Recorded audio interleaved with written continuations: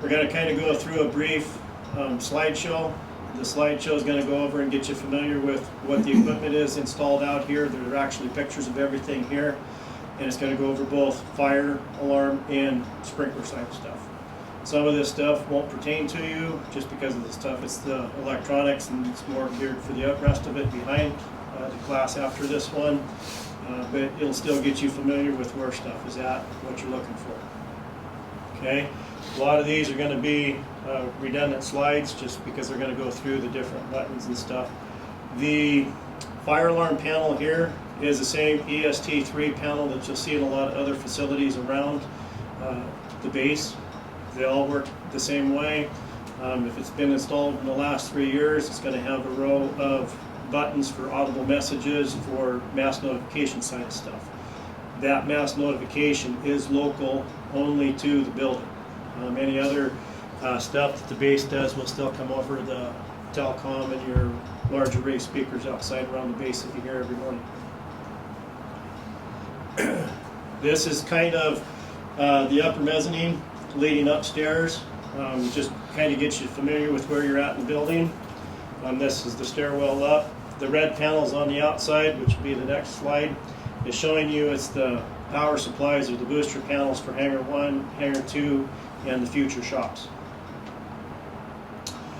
This is the actual control room up inside.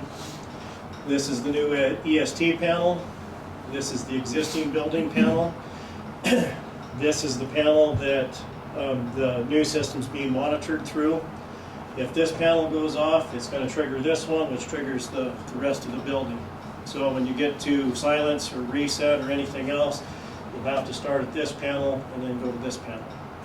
When you go to reset, if you guys do the reset or if the alarm shop comes in to do the reset, you'll have to reset this panel first before you can reset this panel and then this panel. Okay? None of the existing system has been removed. So your heat detectors and stuff that you have, existing pole stations are still operable. They will not set off the new system. And I have some slides in here that'll kind of show you what the difference is between them, so it's kind of a visual. This is the battery backup for this panel. It's designed to go for the full 24 hours of backup, so there's some pretty good sized car batteries inside there. This is the panel setup that's down here in the pump room. Again, this is the main fire cabinet, power supply for the hangar, fire strobe, alert strobe, and then it's for the shops, and then the same thing for Hangar 3. The pump room controls basically the south half of the building. The upper mezzanine controls the north half of the building. The panels are labeled. You'll have on each panel or cabinet out in the hangar, it'll have a label telling you it's fire cabinet, cabinet 3, if it's a box power supply, if it's a BPS, if it's a fire strobes or alert strobes. Okay, any questions with the brief overall that way? Yes, I do have one. Okay. I'm the question. So the only reason that we will need to reset all 3 panels is if the main one, the new one, goes off. Like if there's something wrong with that, and that one will activate the other 2. Am I correct? The new yes. Yes, the new panel will activate the other 2, but the other 2 will not activate the new one. Okay? This is the inside of the cabinet up on the mezzanine. The layout's pretty much the same. You're going to have the display, the controls, control modules. These are actually switches to turn on and turn off to do specific things. This is the audio source unit, so if you need to broadcast a message that you want to say something specific, you would use this microphone to do it. And then that broadcasts through all the speakers on the fire alarm system now. This is kind of the remote annunciator. It's kind of hard to see here because our display is kind of small, but you'll see that it'll tell you you have a display message here like this one is telling you. It is PA-3A, control valve tamper in the pump room. PA3 is pre-action, 3A is the zone for Hangar 3, and it's the A side of it. All the risers are labeled, and you'll see that a little farther off. Across the top, you have a reset, and these are the slides that are going to get kind of redundant. You have a reset, alarm silence, panel silence, and a fire drill. You'll see that this light's lit because the panel's been silenced. If that light's off, the panel's actually going to be beeping at you, tell you. Across the bottom, you have alarm, supervisory, trouble, and monitor. You have a display here, alarm, supervisory, trouble, and monitor. There's the alarm silence, panel silence, fire drill. These buttons, it's actually the square, not the light.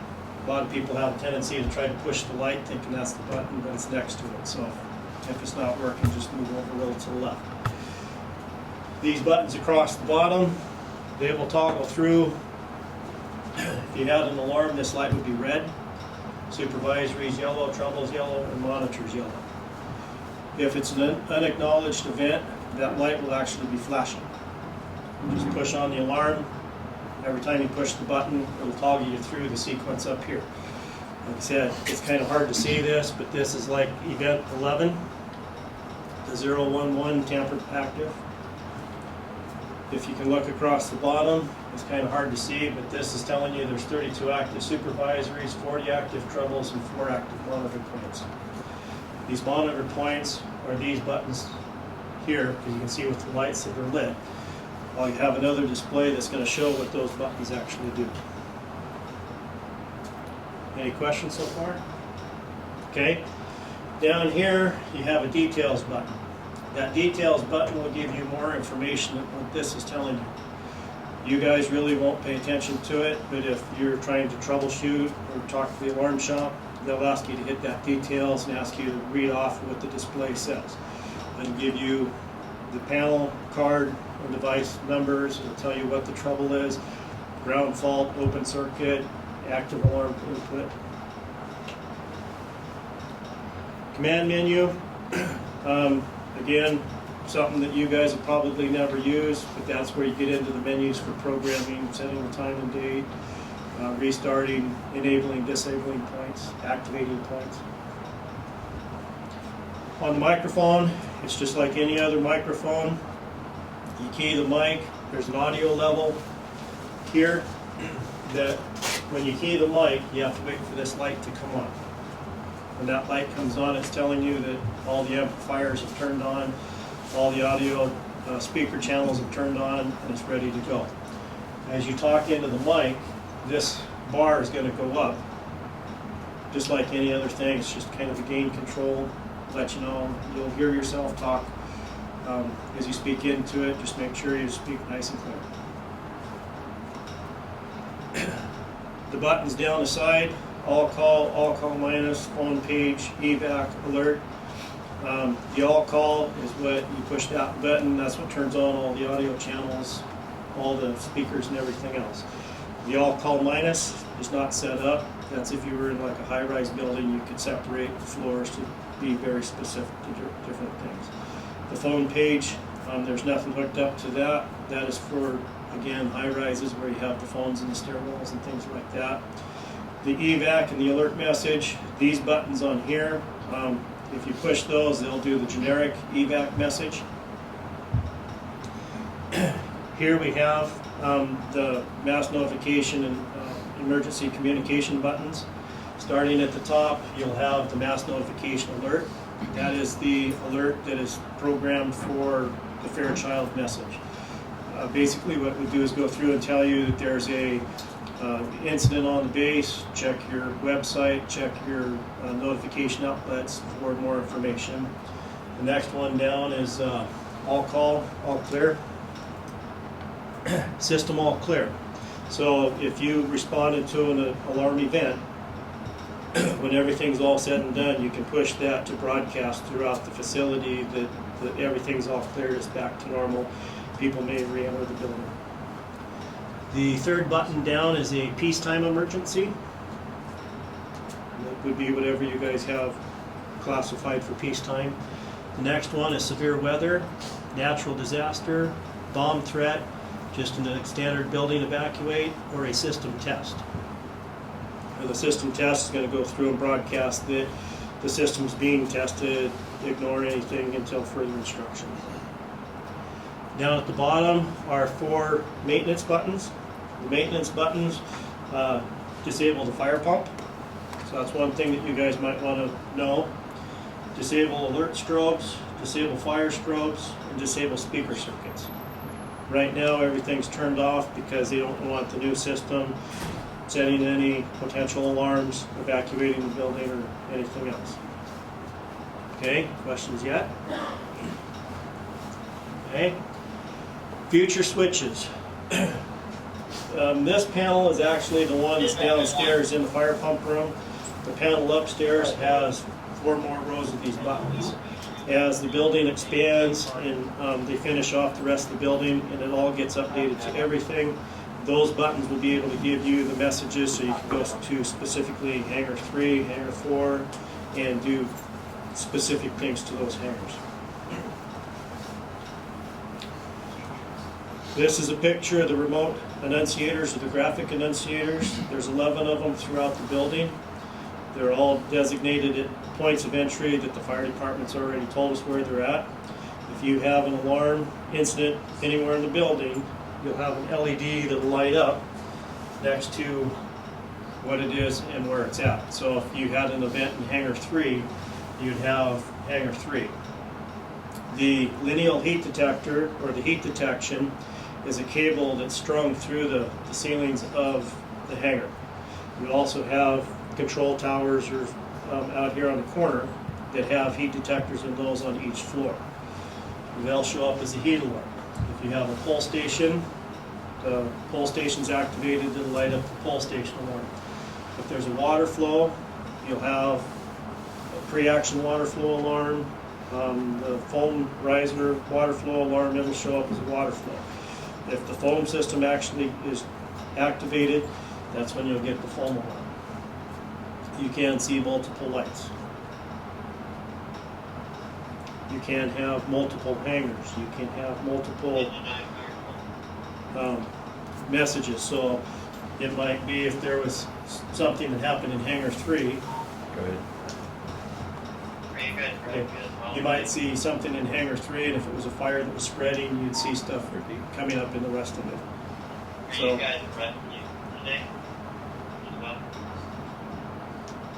okay, Herb, this will get up to you. It'll be medicals.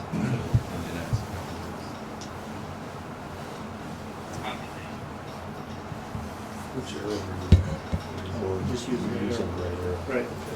Now, some of this, I just want to make sure you got up here. We're going to go through, and yes, Herb can. Okay, my name's Irv Nave. I'm with the Western States Fire Protection. I'm the inspector there. I just want to start off by saying all of you folks, thanks for your service. We appreciate what you do. If you got any questions, stop. Don't hesitate to stop me. We're just trying to get familiar with the stuff so everybody knows what's going on. Okay, these first 3 right here, these are the fire pump controllers. These are the brains of the fire pumps. This is what tells it to start and stop. Okay, so if you, obviously these are all labeled 1, 2, and 3. In an event and that you want it to shut down everything, we're going to go over out in the field what you will do. But ultimately, when you shut these controllers down, these are the breaker cutouts right here. You throw these down, they're either up or down, they're well indicated. The readouts on these tell you exactly what's going on with each pump.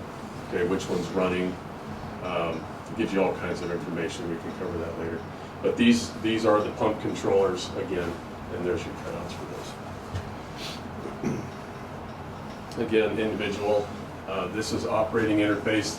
Most of this stuff you would never use. We use a lot of this stuff when we're testing it. And again, here's the service disconnect. These are the fire pumps themselves. These are the drivers, electric motors. These are the fire pumps. There's 3 of them. Here's one. Here's in this picture. We just got the 2. Quick question. Are your pumps connected in series, and if so, do you have to shut them all through? They will fall like dominoes as the requirement increases. So go ahead and shut all 3 down. Yeah, if you have an event, you guys would know if they need to be running or not. If there's no fire, we see places where there's people will run in and shut things down before they even know there's a fire. You folks, you know the scenario, so if you're shutting them down, just, you know, if there's no fire, obviously, then you're gonna shut them down. Again, another picture of the fire pump, so it's pump 2. It can get kind of confusing. I know one thing that will help is if you spend some time in these rooms and just take one system at a time and just say, where does this pipe go? What does it do? I can talk to you all day long about this stuff, but the easiest way to do it is just start at one place and say, what does this do? Where does it go? And they're all well labeled, you will know, but you can tell these are control valves, these are control valves, and you can see, you know, it's kind of like trying to eat the elephant one bite at a time is what I'm saying. Just go in there, understand what's going on with each one. It takes a little bit of homework, you know, a little bit of effort when you go into these rooms, simply because there's a lot going on there, and you can get easily confused. These are all your foam, these are the foam, your surge tanks here for each one of the systems. Again, it's just another shot of the fire pump room itself, foam tank here. Control valve. There's many of these control valves, so I'm not going to go through right now and tell you what this one covers because there's a ton of them out there. These are the little jockey pump controllers. These little controllers, they run a smaller pump. We call them pressure maintenance pumps also. They're designed just to keep your fire system under operating pressure so that your big pumps aren't running. Okay, whatever that design pressure is, each system varies. These are the guys that keep them up to pressure. And you will hear them cycle periodically. They'll come on, cycle, and build up your pressure, but that's these little guys here. These are just your crossover for your test header. That's primarily something we would do during testing. It's nothing you would ever have to deal with. These valves are normally closed valves. You can see these indicators on there. You're probably familiar with those. This paddle is indicating that the water is shut off to that zone. When you turn that handle, that indicator rotates to the open position. They're an indicating type valve, so you can walk in readily and see which valve is open and closed, but that's something you would never use. This is a flow meter, again designed just strictly for testing. We just take flow readings, GPM readings off of this gauge here we're flowing through. It's easier to use these for us. We're not flowing water all over the runway or something out there. It's easier to do it through the flow meters. And then this, just to interject, this is a tamper switch. It's a cable that goes through the valve because of where they're located. You can't actually have a switch like you'll see on the other control valves. To activate this, you just pull this half of the switch out, undo it. It's going to give you a tamper supervisory alarm for the tamper. To reset it, you have to slide it back in here. Sometimes you have to remove this cover to get in to do it. So if you guys are doing maintenance or something like that, you can't get it. Just know that it'll slide in there and you might need a screwdriver or pull that cover off to reset it. And these are a tamper head screw here, so it would take a special type of adapter to open those up. Okay, these are all the risers. You know, this is a typical example of your risers. Here's your control valves. You can see right now these are closed, but they do have pressure on them. So, but they're currently closed. So if you were in a situation where you were going to shut down a system, when you come in, these are the valves that you would be shutting off right here. This shuts off the water to that particular zone or that system. These are the drain valves come off right here. It's kind of hard to see them. But in an event, typically, when I teach folks on how to do this, mainly I have two things I want them to do. And a lot of times I'll take a felt pen, you know, or a marker, and I mark right on the valves, 1 and 2, on both 1 and 2. So they know when they come in, if there's water flowing for no reason, something broke, whatever happened, close 1, open 2, okay? Get the water off and get it out of the system so it doesn't freeze. We have a scenario going on right now. It happened at a big facility in Spokane yesterday, in the middle of the night. Fire system went off. Fire department showed up. They shut the control valve. And they've done what they're supposed to do. They turned it over to the maintenance folks and they said, okay, thanks, and away they go. The entire system is frozen like a popsicle and it's coming apart everywhere. So that's the biggie. Close one, open two. Again, just another picture of another riser. Here's our control valve again. Here's our drain line. Flow switch that indicates water flow, which actually sets off the water flow alarm. That's just, like it says, a typical wet riser. Again, more risers. Again, zone by zone, they're all different. Okay, this is a typical pre-action riser. These are different than the wet systems. These, the systems that Brian was talking about, these are harder to activate. These will go off with your protector wire activation, or I believe a pull station too, correct? Or the manual pull Manual pull stations. And these are what's setting off your phone systems.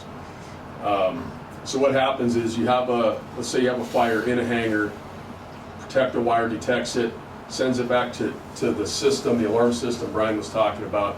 The releasing panel tells these guys down here to release. There's a little solenoid back here. It releases a side chamber pressure, which now opens the system and allows foam and water mixture to flood the system and go into your whatever zone it's picked up. And these are all zone controlled. So again, in an event, if you had an issue, an accidental discharge for some reason, somebody pulled a pull station, it's going to be the same issue.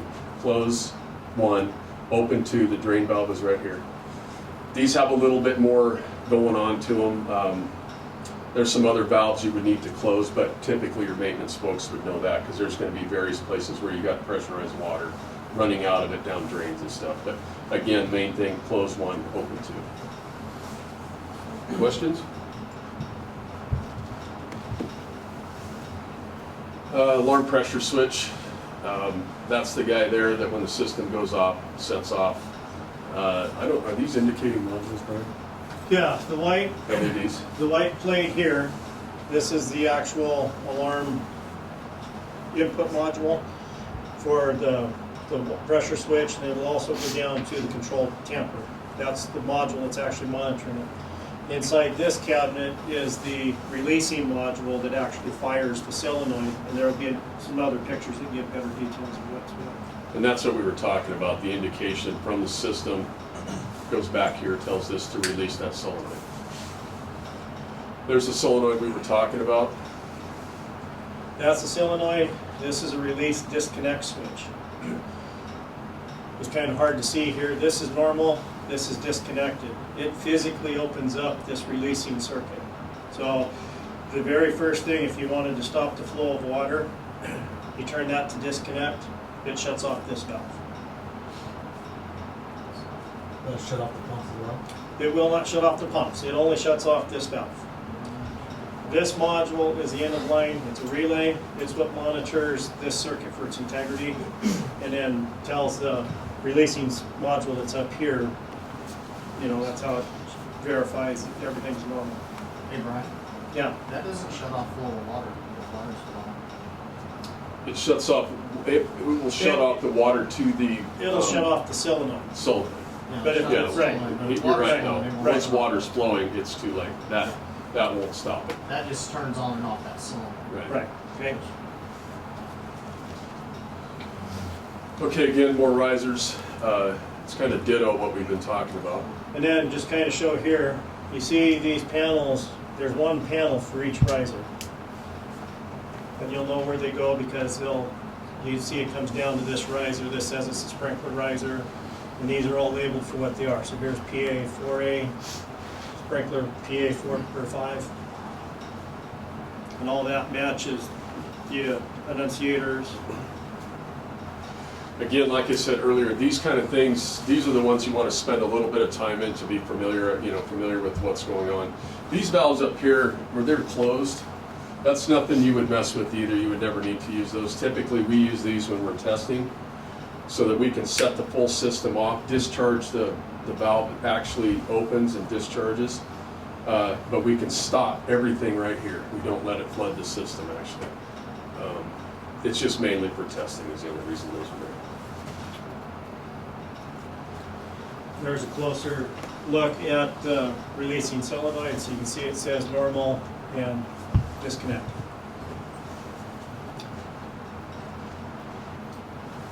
These are the cabinets. Inside these cabinets are modules.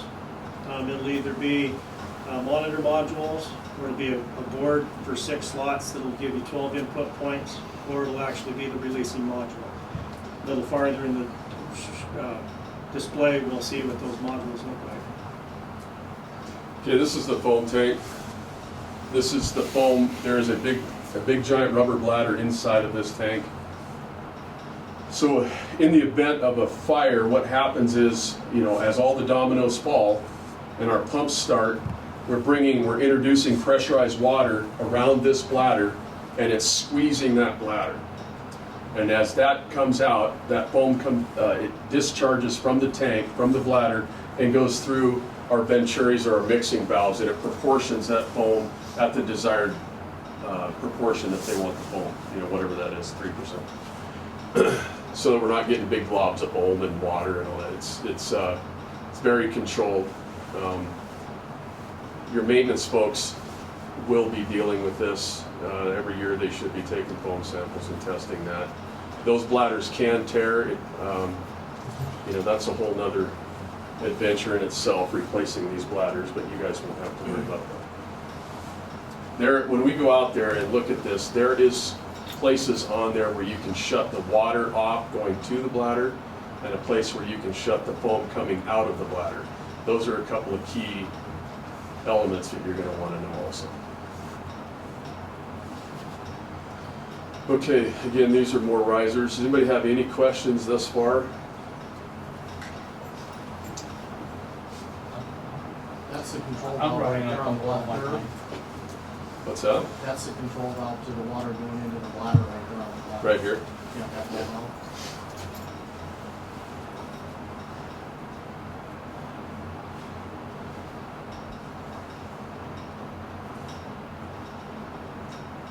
Okay, this is the backflow prevention assembly where the main water supply comes in. It's located out here in the Age shop, I believe. Is that right? Is that what that shop is? Okay, these are just the backflow preventers. Again, you can actually shut down the whole system by closing these valves. It will shut the whole thing down. If you have multiple systems going off for some reason, you can kill the whole thing by closing a couple control valves. It will all stop, okay? Got to be concerned your pumps will be running too, so you can start a pump and burn them up. But that's another extreme way to shut it down right there. On the pumps, how long do they run before they burn up?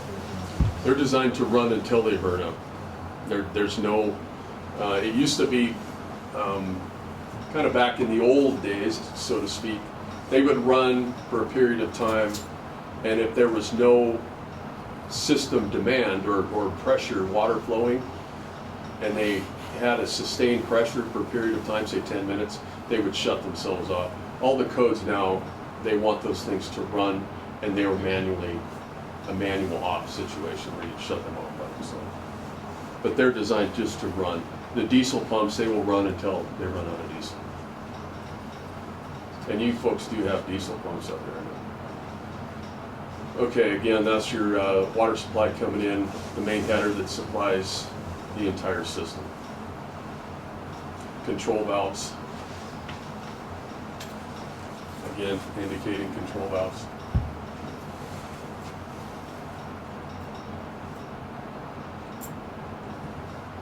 And that's just showing the input points for monitoring all those valves there.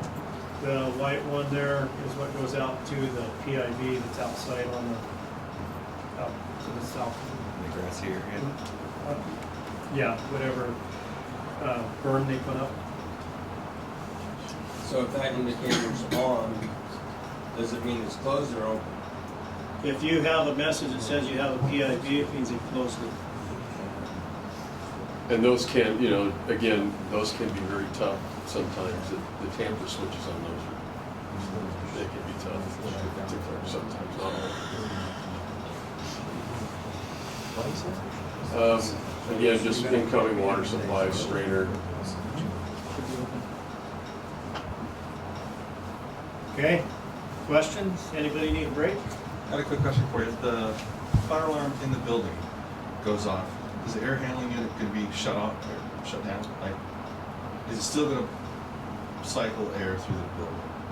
Because it used to be just shut down the whole air handling units. Right, the old existing stuff will still shut down as it was originally set up. Any of the new stuff will only shut down on a duct smoke alarm because the code's changed for that. That if smoke was actually to be introduced through it, it would shut down because they're on the return side now instead of the supply side. There is a couple slides in here that we're going to show specifically the duct smokes, for what the new duct smoke is, what the existing duct smokes are. And there's a couple different styles, and then you have BMS, building management systems, come in and put other duct smokes that aren't even tied into the fire alarms. Are you able to isolate a zone if you have a problem with one of those? And you can't get somebody to come back out and lump heat back in most of the building, so you don't have it freeze up properly? If it's the old system, the zones are still the same as what they were. The new system only has one duct smoke on it right now, and that's for the offices in the between hangars 1 and 3. And if you needed to disable that, you would physically go in and disable that point. Okay, these are the cabinets that you're going to see in each of the hangars. In each of the hangars this is the brains to the whole system. Inside, this is the typical layout. You have the 24 volts power coming into these. This is from those EPS panels that we looked at in the first part of it. These are the monitor modules and stuff that are in those red file cabinets. There's 2 zones per module. This is a lineal heat cable. This is the end of the lines for the lineal heat cable. So everything goes out and back to this cabinet. So if you go to test it, you can test it right here and test the entire integrity of the heat cable.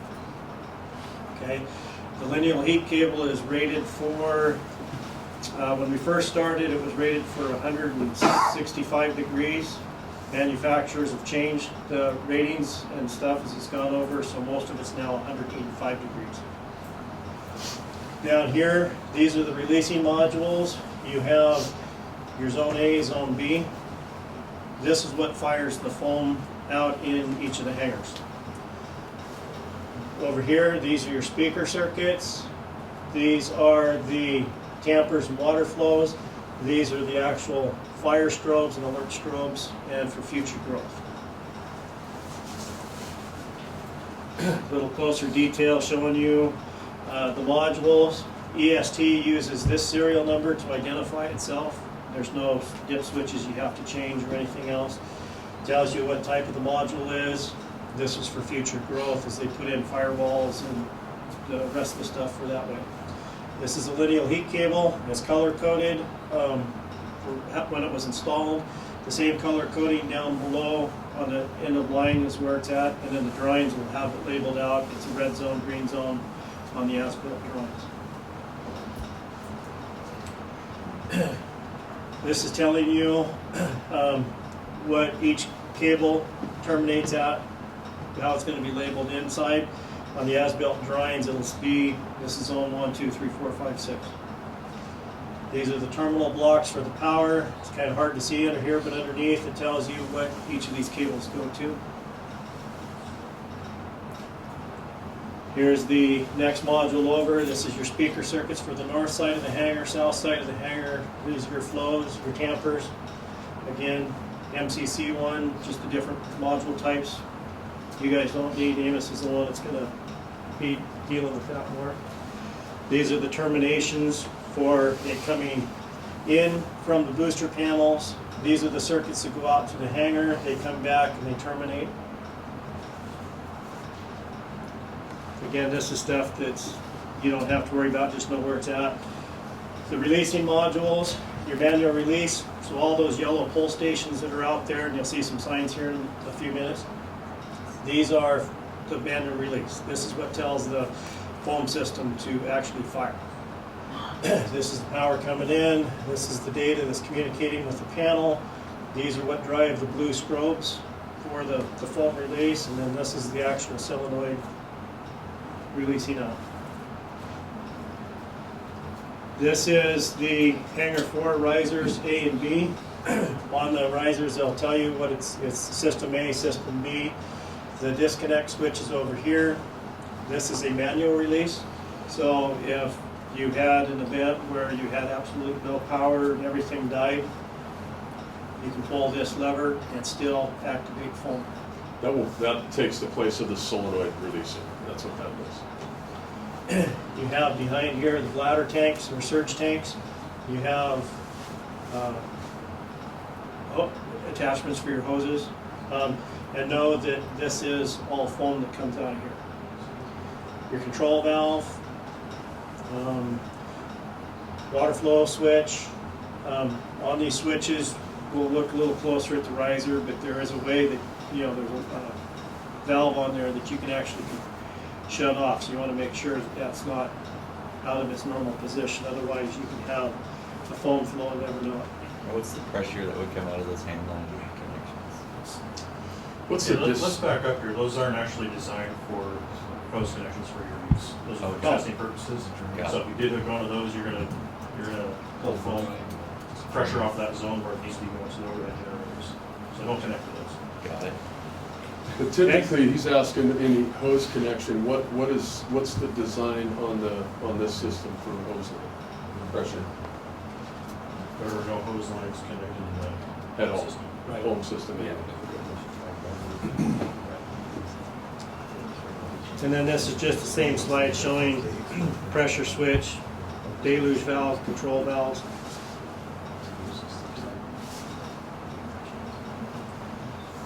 These are some of the different signs you'll see around. Any place that's going to activate foam is going to be a yellow sign with a yellow pull station. The pull station's under a cover. So you physically have to lift the cover, pull the switch just like a normal pull station. To reset it, you're physically going to have your Cat 45 key. Key on the side, pull it down, it'll open up this cover, it's going to drop down in front of you. You'll see a switch that'll say normal, so you have to flip it down. Same thing you have for the building pull stations. The only difference is they're going to be red. Same key. These are just the different signs and locations that you're going to have around the building. Here you're going to see this is the new building pull station. Over here you can see the old building pull station. Big height difference. That's what you're going to notice for everything else. The new stuff's all going to be code compliant, 48 inches. When the whole system gets changed over, these will come out. So those are just redundant right now. They're just redundant. They What activate happened the is if old- you pull this, you're going to set everything off. Strobes, fire strobes, the speakers are going to sound, plus the horns, existing horn strobes throughout the rest of the facility will go. If you do this one, only the old system's going to go. Okay? Another kind of showing you what you're looking for out in the hangars. The foam system, the building fire alarm.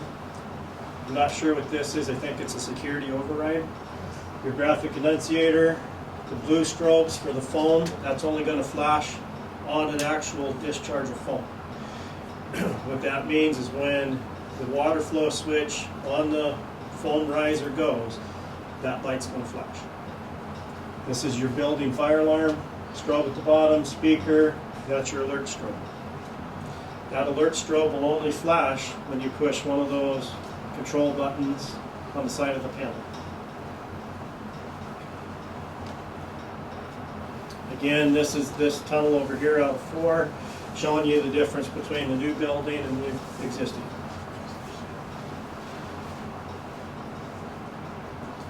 This is the new duct smoke detector. Like I said, the only one right now installed is in the back side of the offices between hangars 1 and 3.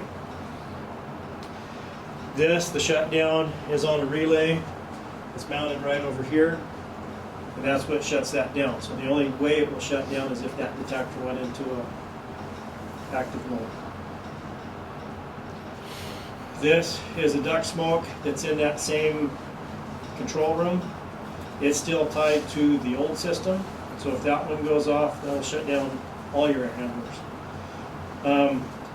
some things to note here is, as we've gone through, that's missing its cover, which means it's not Not detecting just the stuff inside through the duct. It's anything in that room.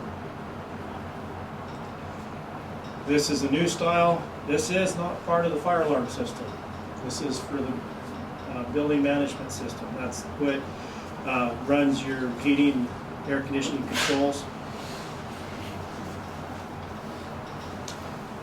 This is one of the originals. This is actually upstairs in the, as you walk up the stairs into the mezzanine, this is the first thing that you're going to see. This one has always been in alarm every time I've been here. I don't see the red light on, so, but again, it's not detecting what's in the ductwork, it's detecting what's in the mezzanine and everything around it. These are the air tubes that actually go into the duct. If this was flowing air, it would actually push a sample out of the duct through this. If it had its cover on it, it would go through the detector back into the ductwork. And that's it. Questions?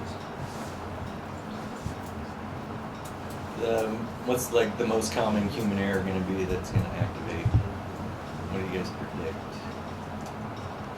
Human error? Yeah. With a pull station. Any other pull stations? Full station. Is there anywhere a truck would back into something, or some guy leaning up against it, taking a break, or like the ones on the red one on the red in the ones, hangars? right? The red pull stations are at all your exits out of the building. So there's nothing that a truck should be getting that close. Right. The foam pull stations are all underneath covers, so you physically have to lift that cover to get into it. Right. Now, if somebody hit it and shorted wires or something like that, yeah, you can have just about anything happen then. And then the red pull stations that are on the hangar specific valves, you said if you lose all your power, that's your like last resort. Yeah, and we'll show you How those. They're on each obvious- valve. And Yeah, and there's usually a They're tab you labeled. have to break and, Okay. and to get in. That's not going to be something so that I'm just you're going to thinking the leave. maintenance guy, Right. he sees something, he pulls that one Right. instead The, of. the time when I've seen those foam systems go off accidentally, I saw one discharge on a helipad when a fire alarm guy was doing some testing, and he was new to the building, and here's a pull station. Like Brian explained, he had to remove the plastic lid and physically reach in and pull it, and it goes there with a pull. And then sensing for them to activate in the hangars is that heat cord. That heat cable. Okay. And, And they're high enough up that. well, they follow the ridge line of the ceiling. They start off the end wall at 5 feet, and then there's a cable every 10 feet apart through the entire arch of the hangar. If you had something that was parked underneath, the low side here, and you had a fire out of that, that would set it off. If you had an aircraft come in that was hot, I really doubt that's going to do it. The natural gas heaters. We've the tested iron, that. Okay, because those iron pipes, they'll The radiant degrade heat, and- that was a big question and Okay. concern, and you've been 2 years now, right. because hangar 2, well, actually hangar 4 was brought up first, then hangar 2, and then the rest of it, and yeah, we haven't had any issues out of it. And that was even last year with the really cold spell.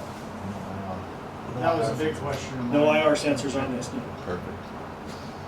Also, correct me if I'm wrong, those control panels, they're gonna have cages on them, like different fences around them? Yeah, they're in the process of putting fences around all the risers themselves. Perfect. So that's gonna prevent people from getting into it. Other questions? Okay, well now we'll actually take a walk around and kind of show you everything, and you can actually see, and we'll point out more what's what. Take a break here.